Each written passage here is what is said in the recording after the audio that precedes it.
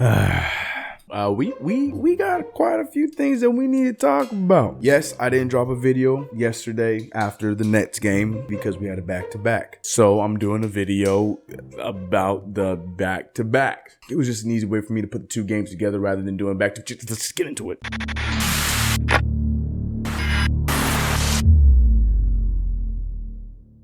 What's good, CK Crew? It's your boy CK2K. Quickly, I want to mention that it is Sunday, so that means the second live show, podcast, whatever you want to call it, with myself and Brandon, called Coast to Coast. For those who were not here on Wednesday, we will be doing a show every Sunday at 7 PST. Actually, 7 or 7:30. I think we're doing it at 7:30 tonight. Anyway, just be there for 7. Be ready. It's a live show. We're talking about a lot of dope things. We're pretty much going to be talking about what happened this past week. We're going to have it's going to be a fun show. We love hearing having you guys in the chat. We address you guys' opinions on the things we're talking about. We have a lot of new things that are going to be brought to the show tonight that weren't there on Wednesday, so I hope to see you guys there. It's going to be fun. Don't forget to be there. I was going to say don't forget to be square. That's not the saying anymore. Let's talk about the games from last night. Now, I wish I could come here and be a lot more cheerful. Last time I spoke to you guys, we came off of a fresh win, the first game of the season in the Garden, and now I'm coming to you guys and it's we dropped 2 games.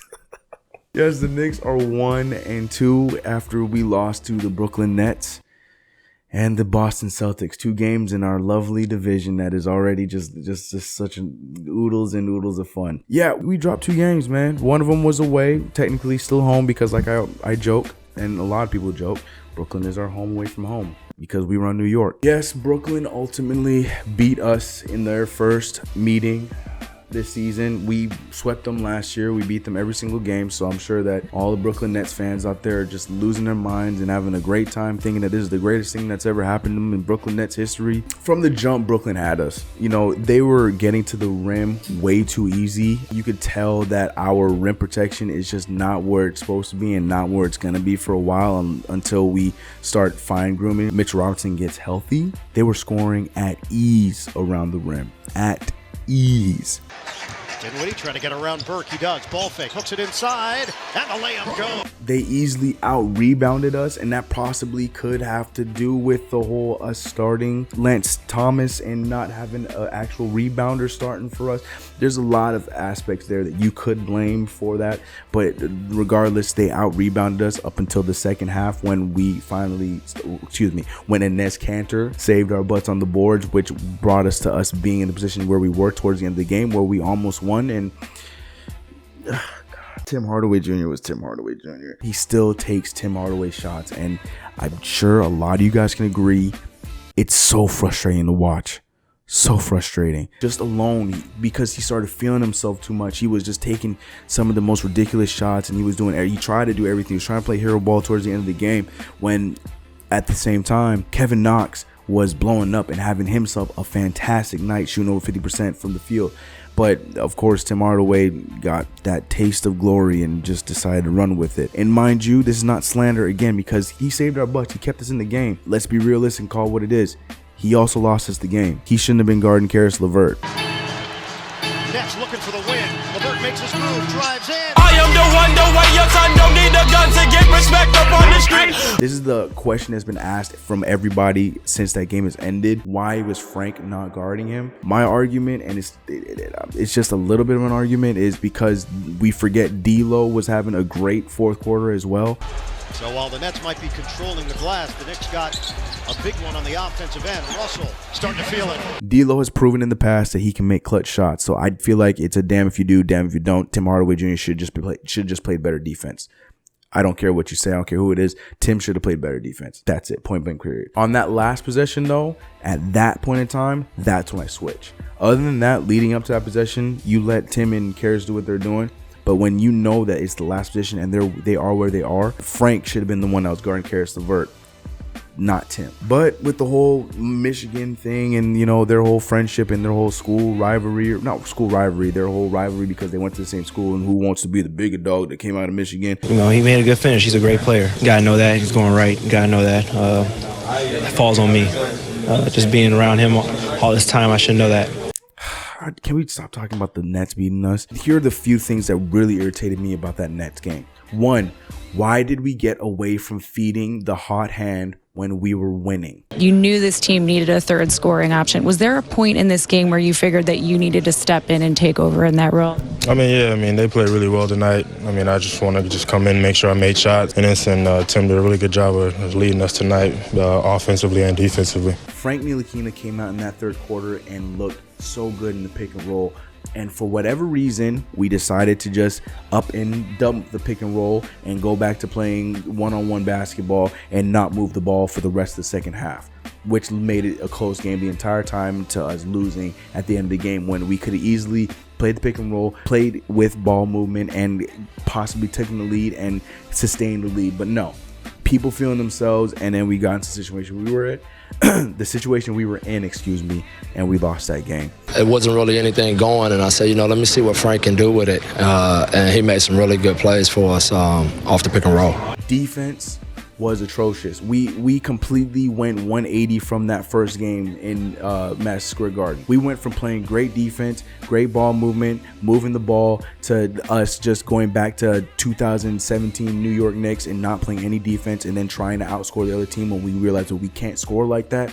It was just very ugly to watch, and I was hoping that, we had a little lapse, we got caught up in the moment, that maybe we would, pick it up against a playoff team in the Boston Celtics, which leads me to the next point. The Boston Celtics beat the Knicks in another heartbreaker. He has to make them, folks. Whoa! God. This game started off ugly just like the last game, and maybe it is something that we need to start thinking about as far as changing up our starting lineup. Some people argue that, other people don't. It's a toss-up. You can go either way. It's whatever. I'm still in the camp of I'm okay with the starting lineup.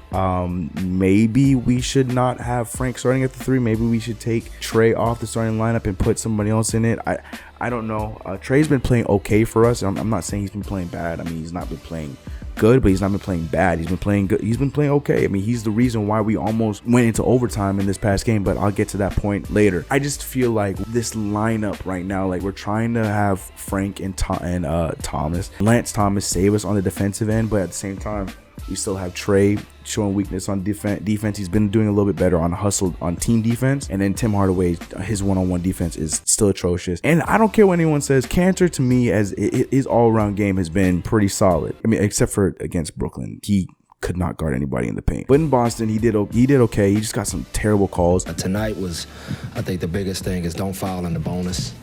We put them on the line like 3 straight times on fouls away from the ball. The Boston Celtics had our number all the way up until, I want to say, midway in the second quarter when Dotson was freed. He can score the ball at a high tip from the 3-point line. We've seen it in the past when he's given the opportunity. We saw it in preseason, and we could see it now. I would be crazy to not talk about the one thing that scared everybody watching that game against Boston, and that was this moment right here. And Brown do that from a foul. Knox, a little out of control, able to draw a foul. And not getting up too quickly and grabbing his left ankle. Yeah, Kev went down, and I feel like everybody thought that was it because he could not put any weight on it after. I just hate the fact that both of our top-notch rookies are both out with ankle injuries. There's some kind of conspiracy here somewhere, and I'm going to find it. Prayers to Kev. All love to him. He was just finding his stride. I was looking forward to seeing the Kevin and Tatum matchup tonight or last night, but we didn't get that, so tough. But the third quarter, we looked great.